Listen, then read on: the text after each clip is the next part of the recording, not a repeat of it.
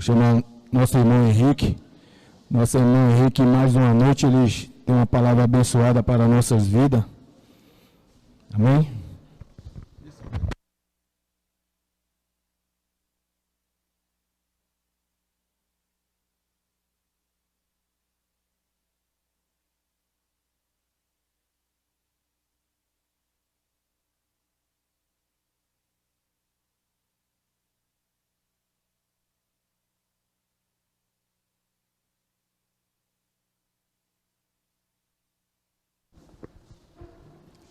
Glória a Jesus Cristo. Louvado e engrandecido seja o nome do nosso Senhor e Salvador Jesus Cristo, aquele que vive e reina para todo sempre, o que foi morto e com seu sangue comprou para Deus homens de todas as raças, línguas, tribos e nações, e para o nosso Deus ele nos fez reis e sacerdotes para reinarmos sobre a terra. Amém?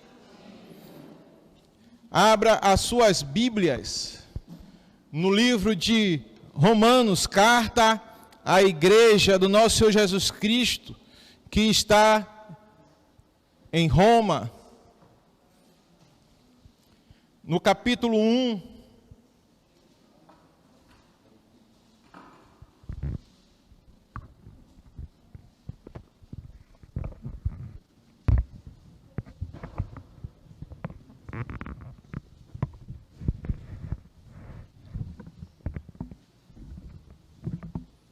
O levantar é reverência à palavra, porque Cristo é o Verbo encarnado, amém?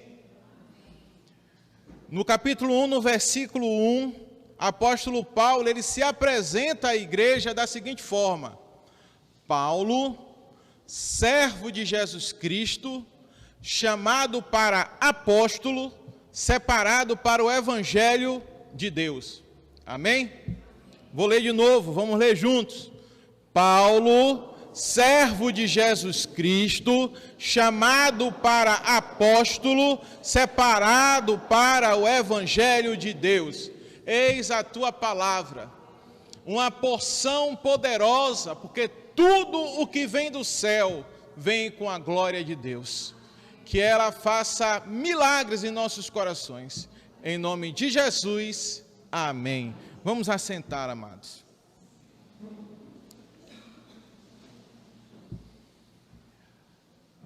A Bíblia diz que um homem chamado Saulo respirava ameaças contra a igreja. Ele era judeu e ele estava perseguindo a todos do caminho, e o caminho é Jesus Cristo. Ameaçar, respirar ameaças. Essa expressão ela é muito forte. Essa expressão o judeu usava comumente para feras sanguinárias. Respirar ameaça. E ele realmente saía a matar os cristãos. Só que Saulo teve um encontro com Jesus Cristo. E agora, quem escreveu esse texto que apresenta ele, foi ele mesmo. Ele está declarando quem ele é. Eu sou Paulo, eu sou o servo de Jesus Cristo, eu sou chamado para o apostolado, e eu sou separado para o evangelho de Deus. Você sabe o que você é? Você já parou para pensar quem você é? Você carrega as cargas que Paulo carregava para poder dizer isso? Sanguinário, matador de cristãos, inimigo da igreja. Ou o diabo ainda está te condenando pelo seu passado, e por causa disso você não prossegue para o futuro. Ficar preso. A criatura que nasceu de Adão fica preso ao ladrão, ao prostituto, ao mentiroso, fica preso à criatura má, que só percebeu isso quando a luz veio. E quem é a luz? Jesus.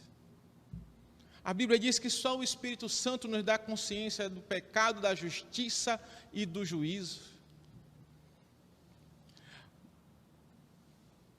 Deus mandou que eu fizesse uma transliteração do que Paulo estava escrevendo ali. E eu peguei o que eu sabia e escrevi de outra forma. A palavra Saulo quer dizer desejado. A palavra Paulo quer dizer pequeno.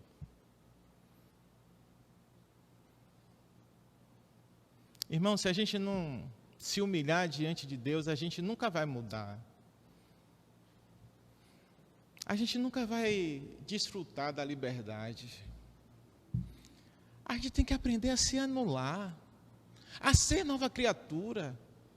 Jesus aí diz assim, ó, vinde a mim, vós que estáis cansados e sobrecarregados, que eu vos aliviarei. Tomai sobre vós o meu jugo e aprendei de mim, que sou manso e humilde de coração. E o tempo todo a gente está brigando contra Deus, querendo ser justo conforme as forças do ser humano. Vocês já pararam para pensar de Jesus Cristo diante do imperador romano? E dizendo assim, o meu reino não é desse mundo. Se o meu reino fosse desse mundo, o meu Pai enviaria legiões de anjos. Você já imaginou os anjos destruindo a terra toda para que Jesus não fosse crucificado? Assim somos nós, como nós não descansamos no Senhor. Olha só, de desejado para pequeno ou humilde. Que essa é a transliteração. Essa é a tradução da palavra Paulo para o português.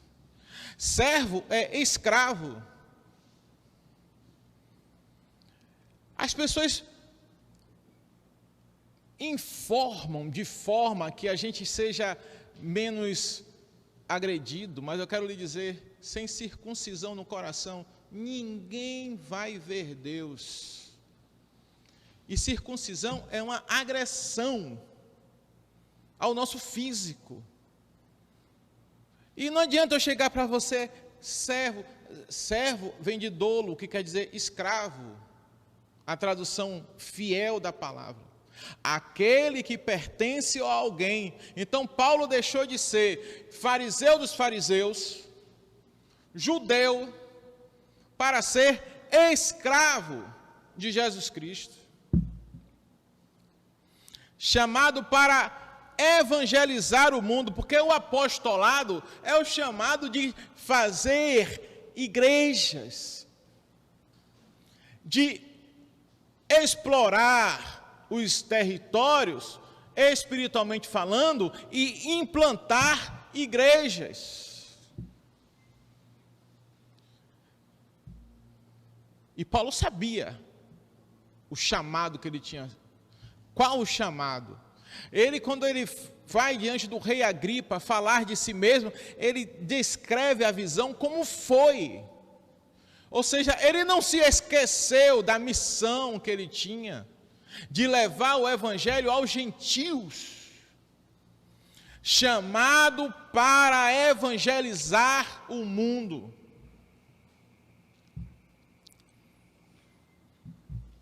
E o rema, quando ele diz separado para o evangelho de Deus,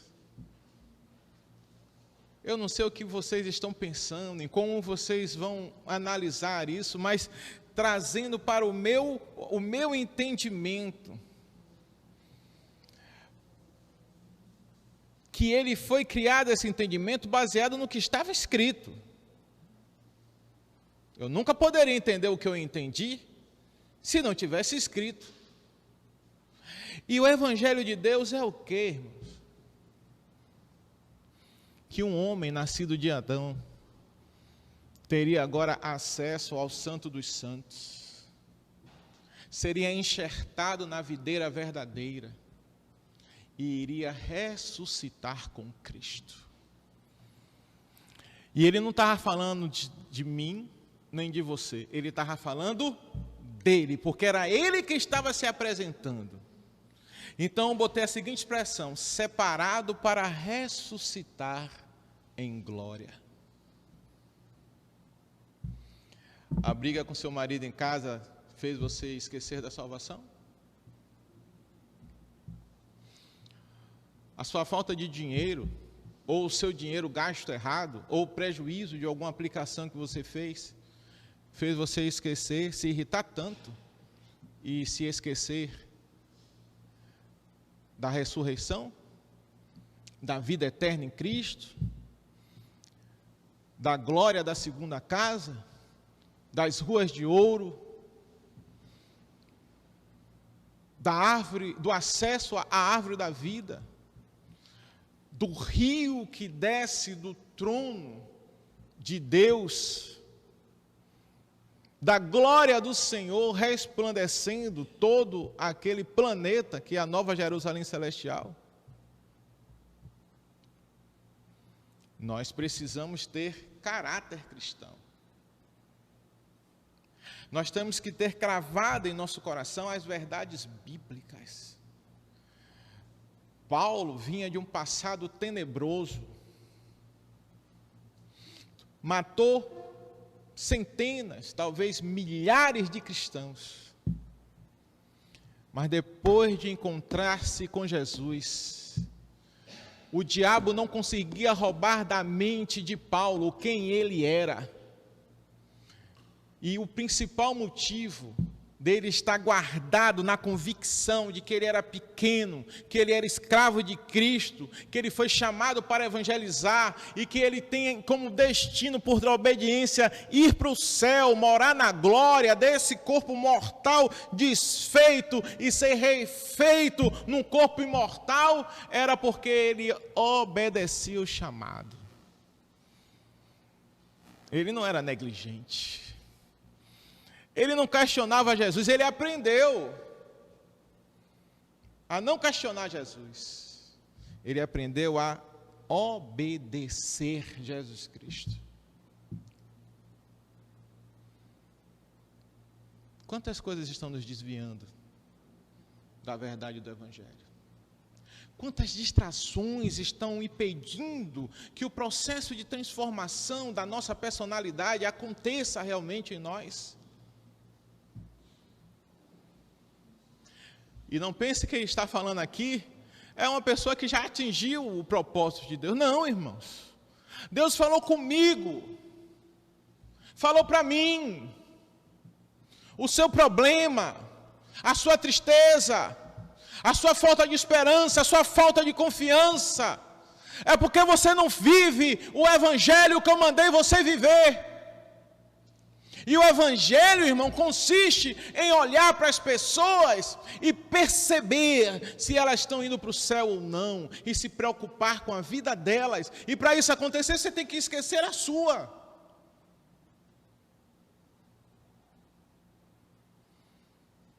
João estava muito certo em ver aquele povo chegando para se batizar e dizer assim: raça de víboras. Quem vos ensinou a fugir da ira futura, da ira de Deus? É justo Paulo ir para o inferno por ter matado milhares de cristãos? É. Justíssimo. Afinal está escrito: não matarás. Mas ele mesmo testemunha: orei com instância 3 vezes por um espinho na carne. E a resposta do Senhor para mim foi: a minha graça te basta. Irmão, eu não estou querendo aqui oprimir vocês para dizer que vocês são pecadores. Eu quero dizer a vocês um escape para o pecado de vocês. Porque maior do que matar cristão, eu acho que não tem coisa maior. E mesmo com essa carga pesada de assassinatos, Paulo agora se apresentava diferente. E quantos de nós queremos ser ricos, abastardos? Quantos almejam o cargo pastoral porque acha que por ser pastor vai comandar um povo? Perdemos de vista o que Paulo tem ensinado. Paulo começa a dizer: eu não sou mais desejado. Eu não sou mais Saulo, eu sou Paulo, pequeno. Estamos perdendo de vista. Nós queremos usar a mesma experiência da idolatria no Evangelho. Na idolatria você faz o feitiço para receber a bênção. Você dá o donativo para receber a bênção. Você faz a sua obrigação, paga a sua promessa para receber a bênção ou porque recebeu a bênção. No Evangelho você recebe a bênção primeiro. Jesus Cristo deu a própria vida como sacrifício para a salvação de todo aquele que crê. Você recebe o sacrifício daquele que é Deus, eterno, todo-poderoso, antes de vir para o Evangelho. E aí, sabendo disso, Paulo diz assim: eu sou escravo do Deus que deu a vida por mim. Isso é a graça, irmão. E porque eu sou escravo, eu não vivo mais para ganhar dinheiro. Eu vivo agora para ganhar almas. Eu vivo agora para ganhar almas. E, irmão, quem é que vai me dar comida se eu parar de trabalhar? Não estou dizendo para você parar de trabalhar. Porque se você olhar para o exemplo de Paulo, ele era fazedor de tendas. Só que ele não era escravo do trabalho secular. Ele usava o trabalho secular para subsidiar as atividades espirituais. Porque ele, como escravo, ele não ganhava dinheiro para ele ganhava dinheiro para usar para servir a Deus. Quem já chegou a essa conclusão? Quem confia em Deus ao ponto de fazer dessa forma?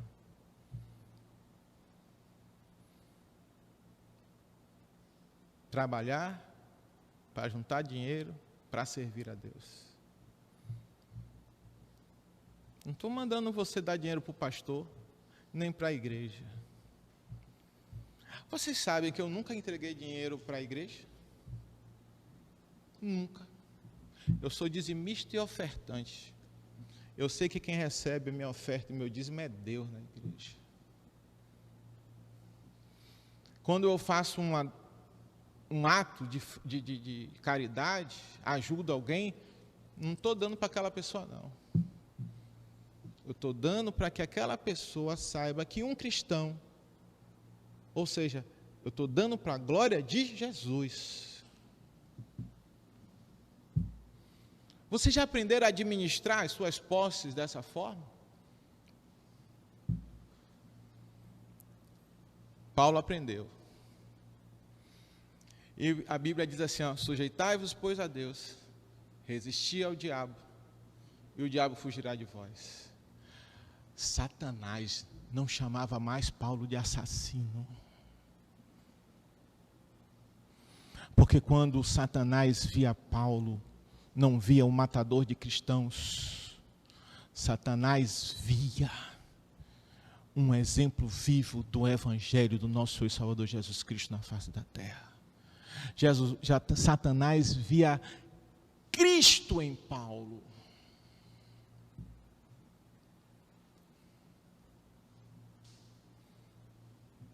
Grande evolução. Grande evolução. Quem dera eu dê tempo para ler as 3 páginas que eu escrevi aqui. Eu só estou no primeiro versículo. Glória a Deus. Mas eu queria falar um pouquinho do discurso de Paulo no livro de Romanos, capítulo 2. Eu tenho tempo, que horas são aí? Quanto? 8h17, né? Eu tenho 13 minutos, 8h30 termina, vamos lá. No livro de Romanos, capítulo 2, versículo 1, está escrito assim: portanto, ficas sem desculpas quando julgas, ó homem, quem quer que sejas, porque te condenas a ti mesmo, naquilo em quem julgas o outro, pois tu que julgas fazes o mesmo. E bem sabemos que o juízo de Deus é segundo a verdade sobre os que tais coisas fazem. E tu, ó homem, que julga os que fazem tais coisas, cuidas que fazem, que fazendo-as, tu escaparás ao juízo de Deus? Ou despreza tu as riquezas da tua benignidade, e paciência, e longanimidade, ignorando que a benignidade de Deus te leva ao arrependimento? Mas segundo a tua dureza e o teu coração impenitente, entesouras ira para ti mesmo, para ti no dia da ira e da manifestação do juízo de Deus, o qual recompensará a cada um segundo as suas obras, a saber, a vida eterna aos que com perseverança em fazer o bem procuram glória e honra e incorrupção, mas a indignação e a ira aos que são contenciosos e desobedientes à verdade e obedientes à iniquidade. Paulo está dizendo assim, está escrito na Bíblia o que você tem que fazer, faça. Eu resumi todo o discurso de Paulo. Os filhos de Deus são obedientes à palavra de Deus, irmãos.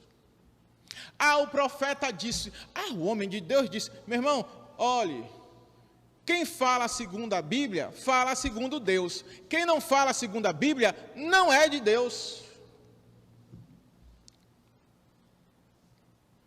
Que texto poderoso, a saber, a vida eterna aos que com perseverança em fazer bem, procuram glória e honra e incorrupção.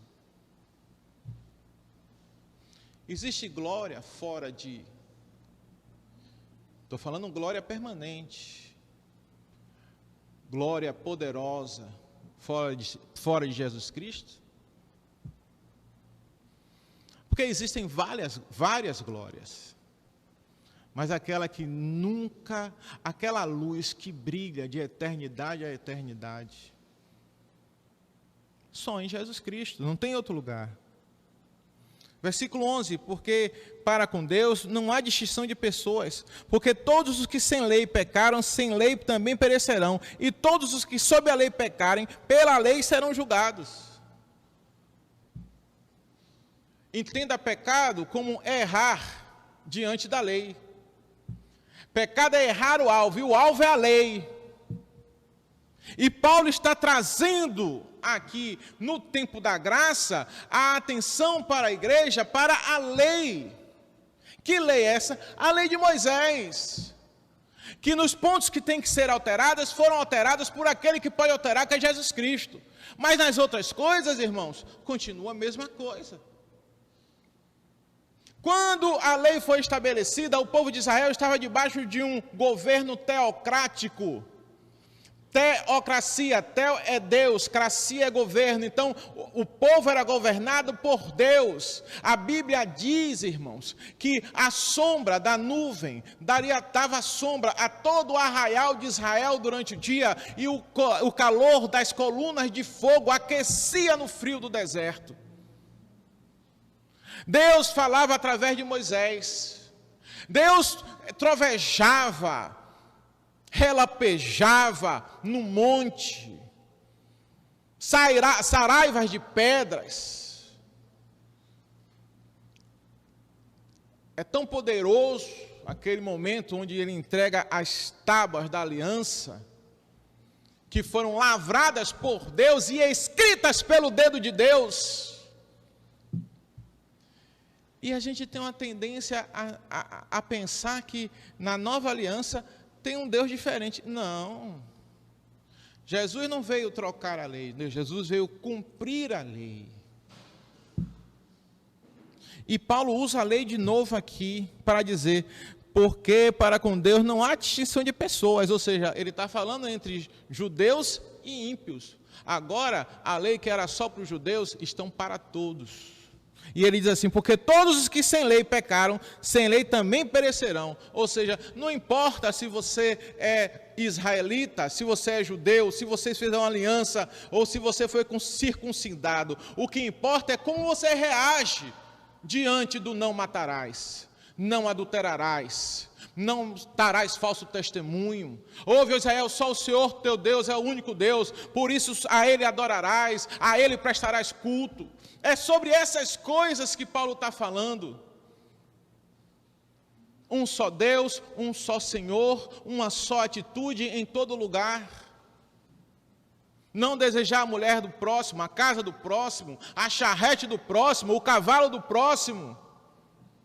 Confiar em Deus, honrar o nome de Cristo. E as pessoas estão desconsiderando. Quer saber a noção acerca do trabalho? Vá aprender na Bíblia. Acerca do que é certo e o que é errado? Vá aprender na Bíblia. Está tudo escrito, irmãos. Está tudo escrito. E Paulo era fiel à palavra de Deus, mas entendia errado, porque ele não tinha Jesus. Nós somos diferentes. Assim como Jesus foi ao encontro de Paulo e fez ele se transformar num cristão, Jesus veio ao nosso encontro e trouxe você para vir para a igreja, para receber o Espírito Santo, para ter a luz para entender o que está escrito. Mas se você insistir em desconsiderar, você vai ser julgado aqui, porque todos os que sem lei pecaram, sem lei também perecerão. E todos os que sob a lei pecaram, pela lei serão julgados. Porque os que ouvem a lei não são justos diante de Deus, mas os que praticam a lei hão de ser justificados. Qual o ponto da lei que você não pratica? Qual o mergulho que você deu na palavra do Senhor para entender o que é do velho e o que é do novo? Muda-se o sacerdócio, muda-se os costumes. Mas o que foi mudado? Você é pequeno o suficiente, assim como Paulo fez, para ir estudar as Escrituras, para tirar delas aquilo que é proveitoso para a eternidade? Ou você continua na sua soberba, sem se humilhar diante de Deus, para buscá-lo para que se possa achar? Quando Paulo estava diante do rei Agripa, ele estava preso, porque ele estava falando da ressurreição de Cristo. Ele tem um texto que ele fala assim, é interessante, deixa eu achar aqui, que eu deixei aqui, no versículo 22, de Atos dos Apóstolos, capítulo 26. Olha o que Paulo diz assim, Atos 26, 22. Mas, alcançando o socorro de Deus, ainda até ao dia de hoje, permaneço dando testemunho, tanto a pequenos como a grandes, não dizendo nada mais do que o que os profetas e Moisés disseram que devia acontecer. Eu vou repetir. Mas, alcançando o socorro de Deus, ainda até o dia de hoje, permaneço dando testemunho, tanto a pequenos como a grandes, não dizendo nada mais do que o que os profetas e Moisés disseram que devia acontecer. Ou seja, Paulo só mostrava, só ministrava, só ensinava, baseado na base que ele tinha do conhecimento de Deus, da Bíblia, que estava acessível para ele, porque naquele tempo não estava escrito o Novo Testamento ainda, só tinha o Velho. Só que agora Paulo via o Velho Testamento com os olhos de Cristo. Vocês conhecem aquela passagem da Bíblia, onde os discípulos no caminho de Emaús estavam tristes e abatidos, voltando para casa como se tivesse toda a esperança acabado, porque Jesus morreu na cruz? Vocês já leram aquele texto?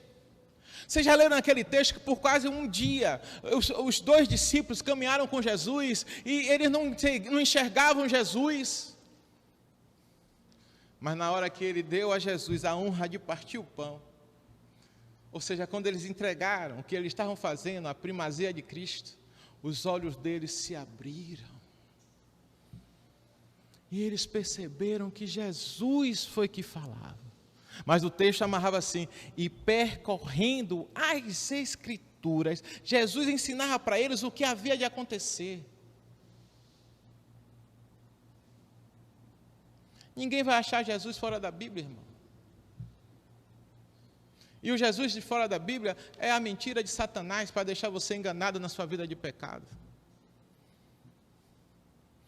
João Batista, na grandeza do seu ministério, diz assim: importa que ele cresça, que eu diminua. E vem você é precioso, mais raro que o ouro puro de Ofir. Irmão, você é precioso mesmo. Deus morreu na cruz para te salvar, pagou um alto preço por você. Mas se você viver nesse espírito, você vai para o inferno, porque o precioso acha que pode transgredir, porque ele manda. Paulo aprendeu a se humilhar diante de Deus, a dizer: vou te obedecer, não vou viver mais segundo a minha própria cabeça. E é por isso que dos 26 livros do Novo Testamento, quem escreveu metade? Paulo. Se nós não nos humilharmos como Paulo se humilhou, irmão, não vamos dar certo. Porque grande é Jesus. Se a gente não botar o foco no serviço a Deus, não vamos dar certo. Porque nós somos soberbos. A grande falha de Adão foi achar que podia agradar mais a Eva do que a Deus. E a gente sempre quer agradar os homens. E diante de um Deus eterno, todo-poderoso, só um louco. Mas o que é que o diabo faz? Distrai as nossas cabeças diante da realidade espiritual. E a gente vive negligenciando aquilo que Deus mandou fazer. Nós precisamos perseverar naquilo que Deus manda. Olha o termo mais: alcançando o socorro de Deus. Você já alcançou o socorro de Deus? Qual o veredicto para um homem que mata cristãos? Eu quero lhe dizer nessa noite que se Deus mudou a vida de Paulo, que matava cristãos, Ele veio aqui hoje para mudar a sua vida também. Para te dar força espiritual. Para ministrar seu coração, para dizer que não tem mal que você tenha feito, que Ele não possa te perdoar. Mas seja pequeno. A obra que eu quero fazer com você é de transformar você num Paulo. Que você não seja o desejado, o Saulo, mas que você seja o Paulo, o pequeno. Que grande coisa é, irmãos, você ser pequeno diante de Deus. Que grande coisa é você ser humilde diante de Deus. Que grande coisa é você valorizar Deus naquilo que Ele merece ser valorizado. Um Deus que criou os céus e a terra e se preocupa comigo ao ponto de morrer na cruz do Calvário. Paulo, escravo de Jesus Cristo, chamado para evangelizar e separado para ressuscitar em glória. Você pode dizer isso com seu nome? Sem tirar o Paulo? Por sorte, meu nome é Paulo, Paulo Henrique. Mas as Marias, os Josés, os Antônios, os Carlos que estão aqui, falem assim para Deus hoje: pequeno, humilhado diante da tua glória, achado por ti por misericórdia, me torno escravo de Cristo, Pai, para que eu cumpra o meu apostolado, ou seja, gerar vidas em Jesus, evangelizar, para que eu tenha galardão no céu, para que que no dia do encontro, aleluia, da volta de Cristo, eu seja ressuscitado em glória para encontrar Jesus no céu, para eu fazer parte das bodas do Cordeiro. O grande problema nosso é que muitas vezes esquecemos da glória, esquecemos da salvação, esquecemos que a outra opção é o inferno, esquecemos que aquele teatro, aquela realidade, ela se repete a cena.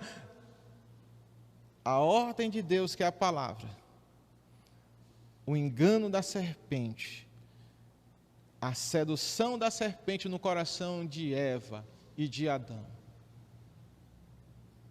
e a morte sendo estabelecida. Essa cena continua todo dia sendo projetada por Satanás nas nossas vidas.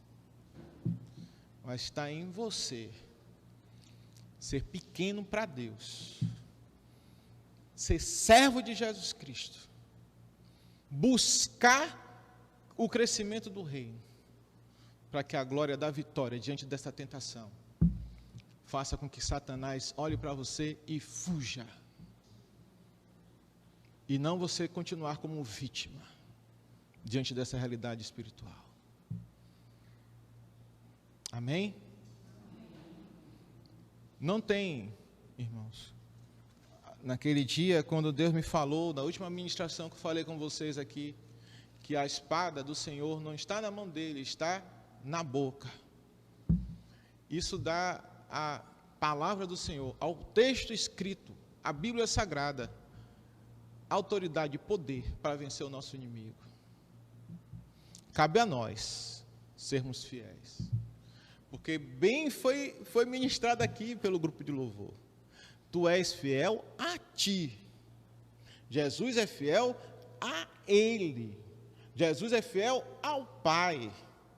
E claro, irmão, se a gente for fiel a Ele, desfrutaremos do bom que Ele tem para dar. Amém? Vamos ficar de pé e vamos orar.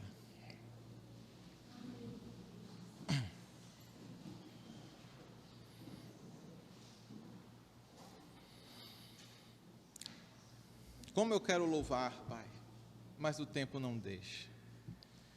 E Tu tem me ensinado que eu não estou aqui para louvar, mas para ministrar a Tua palavra. Ministro na Tua igreja essa noite, confissão de pecados. Ministro luz, para enxergar o pecado. Ministro vida, para expulsar a morte. Ministro sabedoria, para temer a Deus. Ministro força para perseverar. E amor para suprir o egoísmo. E assim dedicar a vida toda, integralmente a Deus. Nos ensina, Senhor, a trabalhar para Cristo, a viver para Cristo, a casar para Cristo, a ter filhos para Cristo. Nos ensina, Senhor, a sermos cristãos em tudo que nós temos que fazer.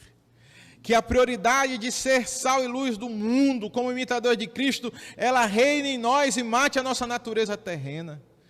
Nós queremos ser peregrinos aqui na terra. Queremos ser cidadãos dos céus, que estão aqui só de passagem.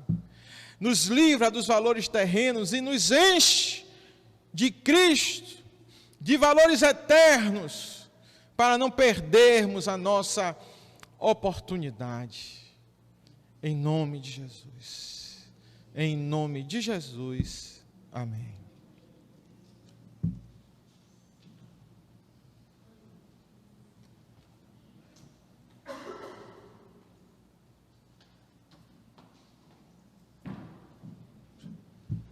Graça e paz, irmãos.